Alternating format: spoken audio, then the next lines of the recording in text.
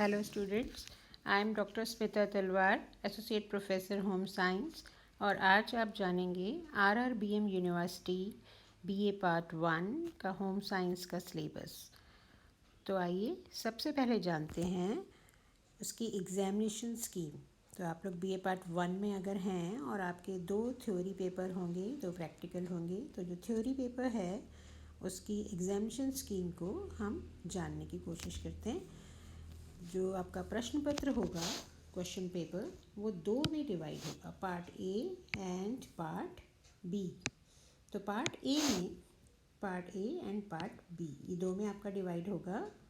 और part A जो है उसमें आपके 6 प्रश्न आएंगे और स्टूडेंट्स को उसमें से कोई 5 प्रश्न करने हैं और शॉर्ट आंसर टाइप क्वेश्चंस होंगे, लघुरात्मक प्रश्न जिन्हें कहते हैं। तो ये 20 मार्क्स का होगा। पार्ट बी जो है उसमें भी 6 प्रश्न आएंगे और स्टूडेंट्स को उसमें 3 प्रश्न करने हैं, लेकिन ये 3 प्रश्न जो हैं ये डिस्क्रिप्टिव टाइप क्वेश्चंस होंगे और ये 10 मार्क्स का एक प्रश्न होगा। पर ये तीनों प्रश्न आपको हर यूनिट में से, प्रत्येक यूनिट में से एक प्रश्न को आपको करना है। तो ये तो रहा आपका एग्जामिनेशन स्कीम। और अब आइए जानते हैं कि आपके जो पेपर्स हैं वो कौन से हैं। तो देखिए, तो ये जो आपके बीए पार्ट 1 होम साइंस में जो आपके पेपर्स हैं, इसमें 2 पेपर हैं। पेपर फर्स्ट जो है वो आपका है family resource management. Paper first 3 घंटे का थ्योरी पेपर होगा ये और 50 नंबर का है ये। इसका प्रैक्टिकल जो है वो भी 50 मार्क्स का है, 3 घंटे का होगा वो प्रैक्टिकल। मैंने आपको प्रैक्टिकल का काम भी दिया है। तो फैमिली रिसोर्स मैनेजमेंट या हम इसे कह सकते हैं पारिवारिक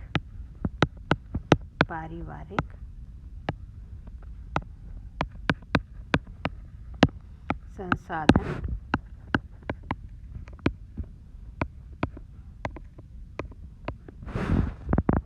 प्रबंध। ठीक है, पारिवारिक संसाधन प्रबंध। और जो दूसरा पेपर है वो है फूड एंड न्यूट्रिशन, जिसे हम कहते हैं भोजन एवं पोषण। और इसका भी प्रैक्टिकल होगा, कुकिंग प्रैक्टिकल होगा।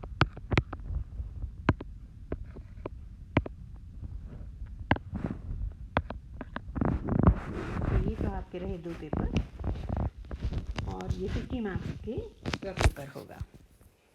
अब इसके बाद आप इस सिलेबस को जानें कि जो फर्स्ट पेपर आपका है family resource management theory paper first जो है, इसमें आप क्या जान पाएंगे। आप जानते हैं कि जैसा नाम से स्पष्ट है कि पारिवारिक संसाधन प्रबंध जो ये पेपर का नाम है, तो इसी से ही स्पष्ट है कि आप इसमें होम मैनेजमेंट, घर के प्रबंध के बारे में सारी जानकारी ले पाएंगे।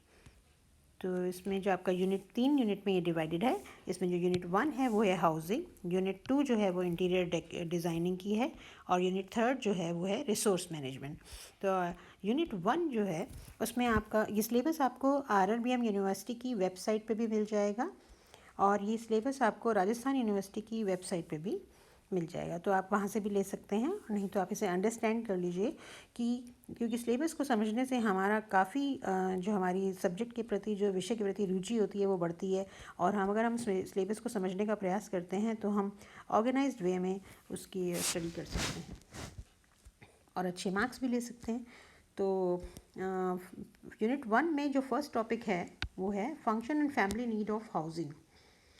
फैमिली नीड ऑफ हाउसिंग, परिवार को हमेशा मकान की आवश्यकता होती है, घर की आवश्यकता होती है। तो उसके बारे में इसमें बताया जाएगा कि हम अपने मकान की नक्शे को कैसे बनाएं, प्रिंसिपल्स ऑफ हाउस प्लानिंग कैसे करना चाहिए। तो आपको वो जिस घर में रहते हैं उसमें अभी दिवाली के टाइम पे भी जैसे आप डेकोरेशन भी करेंगे तो आप देखते हैं कि हमें क्या चेंजेस करने हैं। तो रूम्स कैसे होने चाहिए, उसकी वेंटिलेशन सर्विसेज कैसी हैं, रोशन पूरा मतलब उसमें एयर का सर्कुलेशन पूरा होता है, लाइट का सर्कुलेशन है उसमें। तो ये सब आप देखते हैं और वो स्पेशियस है, जगह स्थान कैसा है। फिर उसमें एस्थेटिक्स होता है कि उसकी ब्यूटीफाई कैसे करते हैं। जैसे आप अपने घर को ब्यूटीफाई करने की कोशिश करते हैं, सुंदर बनाने की कोशिश करते हैं। तो जो इसका थर्ड है वो है साइट सिलेक्शन, कि जब हम अगर हम नया घर लेने जाते हैं तो हम देखते हैं कि हम किस लोकेशन में लें, कहाँ पे हमें घर लेना है, तो साइज़ उसकी, मिट्टी के बारे में देखते हैं, ड्रेनेज सिस्टम के बारे में देखते हैं, फिर उसका ओरिएंटेशन कैसा है, इन सब के बारे में इसमें जानकारी दी जाएगी। और सबसे जो एक और इसमें बड़ा इंटरेस्टिंग और इम्पॉर्टेंट जो टॉपिक है वो है elements and principle of art and design. कला के तत्व, कला के सिद्धांत, ये जो हैं ये इनके बारे में आप इसमें जानें, जिनको कि हम अपने इंटीरियर डेकोरेशन में यूज़ में लाते हैं। आप डे टू डे लाइफ में भी अपने इसको यूज़ में लाते हैं। जब आप अपने अच्छे कपड़े पहनते हैं, तैयार होते हैं, तब भी आप इन कला के सिद्धांतों का, कला के तत्व का ध्यान में रखते हैं। और क्योंकि हम हाउस की बात कर रहे हैं तो इसमें स्पेशली जो हम इसमें जानेंगे कला के बारे में, वो जानेंगे रंग और प्रकाश के बारे में। नेक्स्ट है floor decoration with use of elementary art. Floor decoration मतलब होता है फर्श सज्जा। जैसे आप रंगोली से सजाते हैं, मांडने से सजाते हैं, राजस्थान में जो मांडने हैं प्रचलित हैं उनसे सजाते हैं। आप कोई और आर्ट से सजाते हैं, कला से सजाते हैं, तो ये फर्श सज्जा हम कह सकते हैं। Table setting and etiquettes, table manners, table में जब बैठते हैं तो कैसे सेटिंग करनी है, बफे सिस्टम जैसे हमने शादियों में देखा होगा, किस तरह से टेबल लेइंग करें। इंटीरियर डेकोरेशन जो डिज़ाइनिंग का पार्ट है उसमें है रूम अरेंजमेंट और उनका डेकोरेशन, कि फर्नीचर को किस तरह से अरेंज किया जाए, फर्नीचर अरेंजमेंट कैसा हो, उसमें ऊपर जो अपहोल्स्ट्री होती है, फर्निशिंग्स जिनको बोलते हैं, जो हम सोफ़ा कवर चढ़ाते हैं या टेबल क्लॉथ रखते हैं, डिज़ाइन, वो सब जो है वो इसमें आएगा। फिर किचन प्लानिंग, जो आपकी किचन है, आपने देखा होगा कि किचन में अपनी जो स्टोरेज स्पेस होती है जहाँ पे हम सामान रखते हैं, उसके क्या सिद्धांत हैं। जो हमारा जो अगर स्टैंडिंग किचन है तो उसमें उसकी हाइट क्या होनी चाहिए, इन सब के बारे में, कार्य को सरल करने के लिए जितने भी प्रोसेस होते हैं उसके बारे में इसमें जानेंगे। और किचन की प्लानिंग में भी जानेंगे कि वो यू शेप है कि एल शेप है कि पैरेलल है, इस तरह से। तो ये आपको इसमें बताया जाएगा।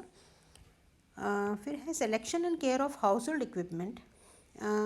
जो भी हम अपने घर में जो उपकरण लाते हैं उन उपकरणों के बारे में की जानकारी दी जाएगी कि उनका किस तरह से चयन किया जाए, उसकी किस तरह से देखभाल किया जाए। जैसे आपका फ्रिज है, मिक्सर है, ग्राइंडर है, ये सब जो चीज़ें हैं, अवन है, ये सब इसमें आएंगी। फिर household waste and its management by 3R। 3R के बारे में आपको बताएंगे कि रिसाइकिल कैसे करें, रीयूज़ कैसे करें। तो जो वेस्ट निकलता है, चाहे वो वेजिटेबल्स का वेस्ट हो चाहे दूसरा वेस्ट हो, उसको हम किस तरह से यूज़ कर सकते हैं। जैसे हम जब सब्जियों के वेस्ट जो होता है उसको हम अपने खाद बनाने में उपयोग में ला सकते हैं। इस तरह से आपको इसमें कुछ बताया जाएगा। नेक्स्ट है आपका फ्लावर डेकोरेशन या पुष्प सज्जा। अब पुष्प तो सबको पसंद होते हैं, फूल सज्जा सबको पसंद है। जैसे गुलाब के फूल हैं, गेंदे के फूल हैं, या कोई भी और रजनीगंधा के, तो ये सब जो हैं इनका डेकोरेशन, फ्लावर अरेंजमेंट कैसे किया जाए, डेकोरेशन क्या किया जाए, इनके लिए कौन से आपको उपकरण चाहिए, कौन से आपको कंटेनर्स चाहिए, फ्लैट कंटेनर्स।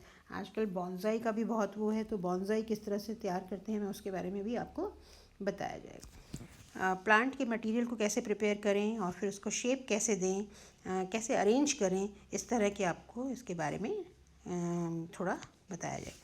नेक्स्ट है आपका फर्नीचर, टाइप्स ऑफ फर्नीचर कैसा हो, उसका सिलेक्शन, उसकी देखभाल, उसके चयन किस तरह से, उसका उपयोग किस तरह से किया जाए, इसके बारे में आपको बताएंगे।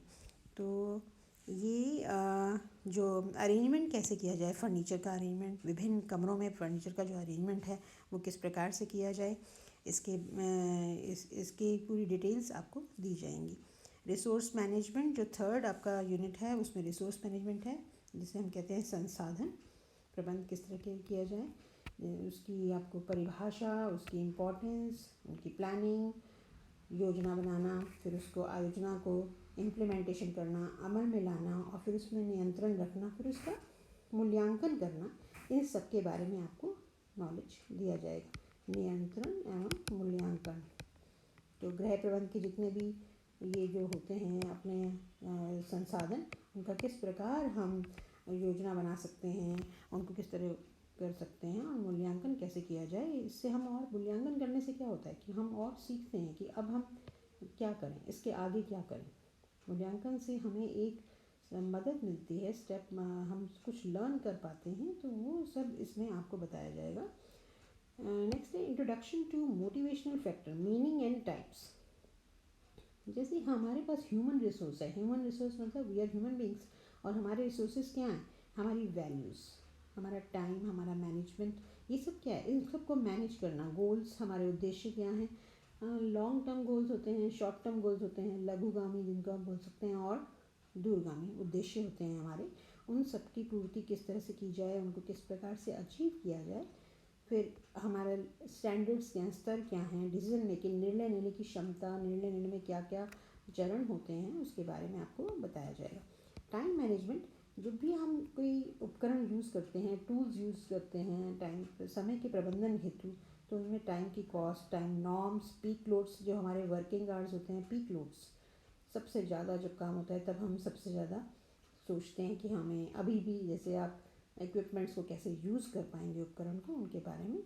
और फिर आपके रेस्ट पीरियड्स, विश्राम की जो काल होता है वो भी, और कैसे हम मैनेज करें कि हम हमेशा हेल्दी भी रहें, सही भी रहें, और हमारे काम सारे सुचारू रूप से चलते रहें। तो इसे हम समय प्रबंधन कहा जाता है।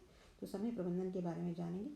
ऐसे ही एनर्जी मैनेजमेंट, या जैसे हम कहेंगे कि ऊर्जा का प्रबंधन, कि थकान, फैटीग नहीं हो, और हमारी बॉडी किस तरह से काम करे, बॉडी मैकेनिक्स कैसे हो, कार्य का सरलीकरण करने के लिए हम क्या क्या यूज़ में लेते हैं जिससे थकान कम हो और हमारे कार्य अच्छी तरह से हों।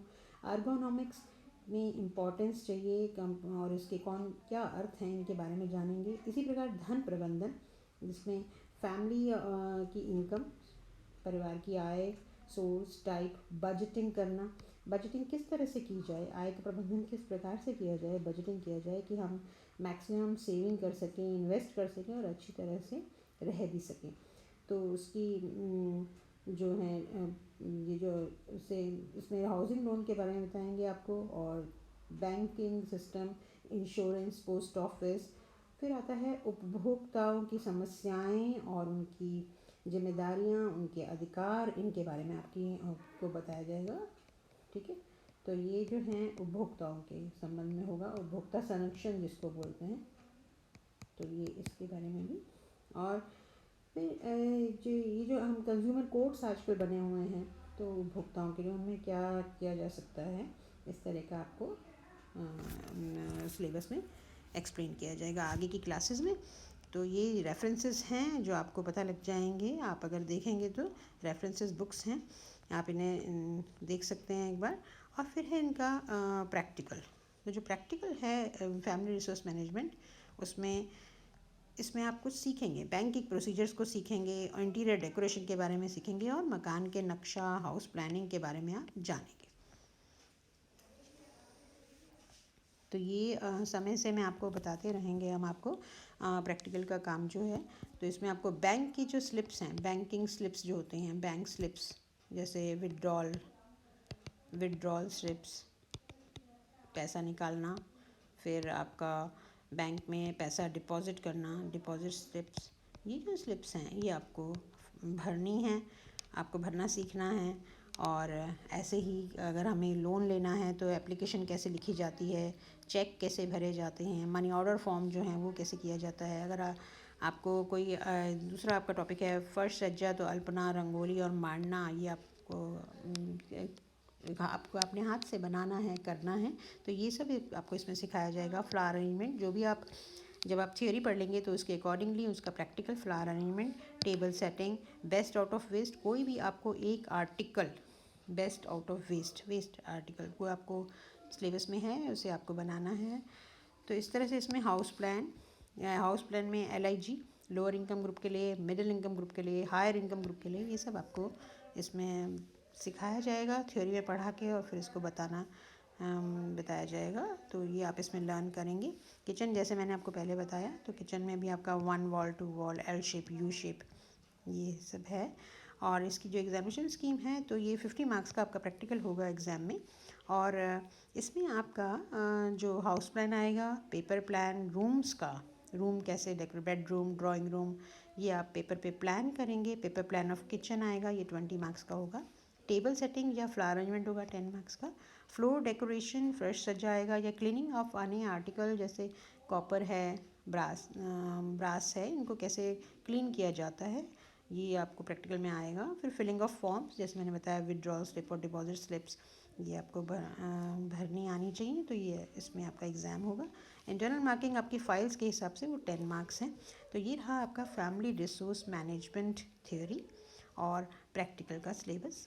नेक्स्ट क्लास में मैं आपको आपका दूसरा paper food and nutrition theory paper जो है उसकी थ्योरी और प्रैक्टिकल के बारे में आपको थोड़ा सा एक्सप्लेन करूँगी।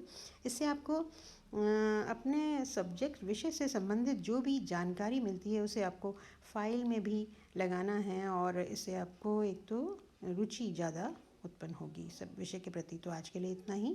Thank you.